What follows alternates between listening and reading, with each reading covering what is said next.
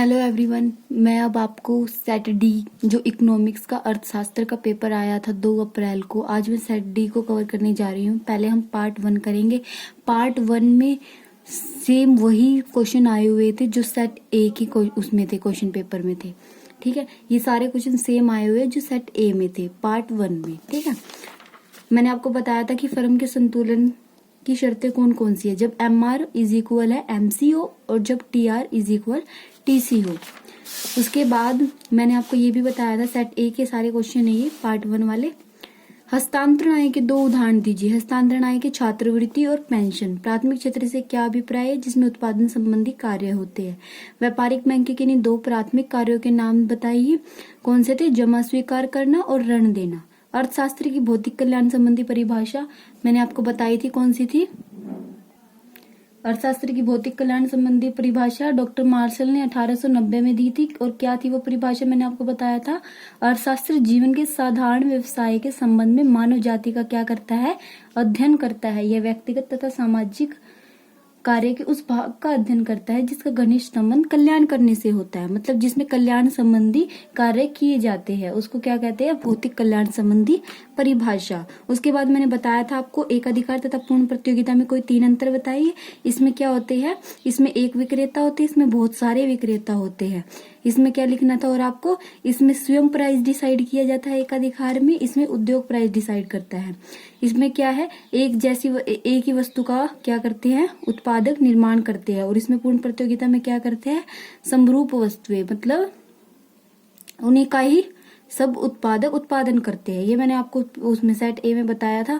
मध्यवर्ती और अंतिम वस्तुओं का अंतर भी मैंने आपको बता दिया था सेट ए में, आप मेरी पिछली वीडियो में जाके देख सकते हैं।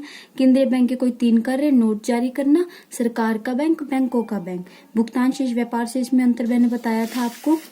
ये क्वेश्चन भी सेम आया हुआ है। इसमें हमने टीएफसी क्या है, टोटल फिक्स्ड कॉस्ट कौन सी लेनी है, 40-40-40। मैंने इसको आपको फॉर्मूला भी बताया था कि क्या है। ये पार्ट 1 सेम है सेट ए की तरह ही। उसके बाद क्या था, पूर्ण प्रतियोगिता में अल्पकालीन संतुलन में फर्म के सीमांत विधि द्वारा। इस पे मैंने एक सेपरेट वीडियो बना रखी है, वो आप जाके देख सकते हैं मेरे चैनल पे। उसके बाद राष्ट्रीय आय को मापने की व्यय विधि की व्याख्या कीजिए। ये भी क्वेश्चन बिल्कुल आसान आया हुआ है, सेम क्वेश्चन पेपर है। ये अनुपातिक विधि है, ये भी मैंने आपको बता दी थी सेट ए में। ठीक है, ये पार्ट 1 तो सेम है। उसके बाद हम करेंगे पार्ट 2 सेट डी का। सेट डी में क्या था, पहला क्वेश्चन क्या था, निम्न में से कौन सा चर व्यष्टि अर्थशास्त्र का उदाहरण है। क्या लिखना था इसमें, फर्म का उत्पादन। उसके बाद है कार तथा पेट्रोल की मांग कहलाती है पूरक। उसके बाद है जब मांग में प्रतिशत परिवर्तन कीमत में प्रतिशत परिवर्तन से अधिक होता है तो मांग क्या होती है, लोचदार होगी। उसके बाद है तटस्थ वक्र मूल बिंदु की ओर होता है उन्नत दर। जब सीमांत उत्पादन 0 होता है तो कुल उत्पादन होगा अधिकतम। सही समीकरण चुनिए। इसमें आएगा C option, M R is equal है delta T R by delta Q. पूर्ण प्रतियोगिता में फर्म के संतुलन की स्थिति होती है जब एम सी बराबर है एम आर होता है। इसके बाद है 8th क्वेश्चन, पूर्ति वक्र होता है दाईं और ऊपर की ओर झुका हुआ। निम्न में से कौन सा समष्टि तत्व नहीं है, उपभोक्ता संतुलन। निम्नलिखित में से कौन सी विधि राष्ट्रीय आय को मापने की नहीं है, आयात निर्यात विधि। केंज की विचारधारा किसकी वकालत करती है, मुक्त अर्थव्यवस्था की। यदि सीमांत उपभोग प्रवृत्ति MPC 1 है तो गुणक होगा अनंत होगा। प्रगतिशील कर का उद्देश्य होता है त्याग का समान बंटवारा। व्यापार शेष है, व्यापार शेष क्या है, वस्तु के आयात और निर्यात के अंतर से।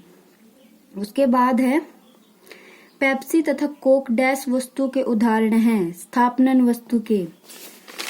आगे क्वेश्चन है, कीमत में परिवर्तन होने पर यदि वस्तु की मांग में परिवर्तन ना हो तो मांग को डैश कहते हैं, पूर्णतः बेलोचदार। डैश केवल दीर्घकाल में ही लागू होता है, पैमाने के प्रतिफल। विक्रय लागतें डैश प्रतियोगिता में अधिक होती है, पूर्ण प्रतियोगिता में। समष्टि अर्थशास्त्र डैश अर्थव्यवस्था से संबंधित है, संपूर्ण अर्थव्यवस्था से। बाजार कीमत पर सकल घरेलू उत्पाद बराबर शुद्ध घरेलू उत्पाद प्लस घिसावट। उसके बाद है मूल्य का माप मुद्रा का डैश कार्य है, प्राथमिक कार्य है। भारत में 1 रुपए का नोट डैश द्वारा जारी किया जाता है, केंद्र सरकार द्वारा जारी किया जाता है। जब एग्रीगेट सप्लाई एग्रीगेट डिमांड से ज्यादा है तो अर्थव्यवस्था में वस्तुओं और सेवाओं की पूर्ति उनकी मांग से डैश होगी, अधिक होगी। उसके बाद है यदि एमपीसी 0.8 है तो गुणक होगा 5। एक कर का कराघात और करापात एक ही व्यक्ति पर पड़े तो उसे डैश कहते हैं, प्रत्यक्ष कर। जब निर्यात मूल्य से आयात मूल्य कम हो तो व्यापार शेष होगा, अनुकूल। मांग का नियम सार्वभौमिक है परंतु यह भी कुछ अवस्थाओं में लागू नहीं होता। ये सत्य असत्य बताने हैं। अगर आपको मेरा वीडियो पसंद आए तो जल्दी से वीडियो को लाइक कीजिए, तो चैनल को सब्सक्राइब कीजिए ताकि मेरे आने वाले आपको सारी वीडियो मिलते रहे। मैं आपके लिए ऐसे ही कॉमर्स से रिलेटेड अच्छी वीडियो डालती रहूंगी ताकि अगर आपको फिर भी कुछ प्रॉब्लम है तो आप मुझे कमेंट बॉक्स में कमेंट कर सकते हैं। और अगर आपको कोई सेट की चाहते हैं कि मैं इस सेट का भी सोल्यूशन करूं तो वो भी आप मुझे कमेंट बॉक्स में कमेंट कर सकते हैं। अब मैं आपको बताऊंगी सत्य असत्य। मांग का नियम सार्वभौमिक है परंतु यह भी कुछ अवस्थाओं में लागू नहीं होता। ये क्या है? सत्य है। बजट रेखा को सम उत्पाद रेखा भी कहते हैं, असत्य है। पूर्ति तथा स्टॉक में कोई परिवर्तन नहीं होता, असत्य है। औसत आय वक्र मांग वक्र भी कहलाता है, सत्य है। जिन वस्तुओं के विभिन्न उपयोग होते हैं उनकी मांग की लोचदार होती है, सत्य है। साधन लागत पर जीडीपी बराबर साधन लागत पर एनडीपी माइनस घिसावट व्यय, असत्य है। मुद्रा में केवल करेंसी नोट शामिल किए जाते हैं, असत्य है। परंपरावादी रोजगार सिद्धांत के अनुसार बचत आय का फलन है, असत्य है। केंज का गुणक निवेश गुणक के नाम से जाना जाता है, सत्य है। कर एक अनिवार्य भुगतान नहीं है, असत्य है। व्यापार शेष तथा भुगतान शेष में अंतर पाया जाता है, सत्य है। एक खुली अर्थव्यवस्था में AD इज इक्वल है C plus I plus G plus X minus M, सत्य है। बजट सरकार के एक वित्तीय वर्ष की वास्तविक प्राप्ति और खर्चों का कथन है, सत्य है। पूंजीगत लाभ को राष्ट्रीय आय में शामिल नहीं किया जाता, सत्य है।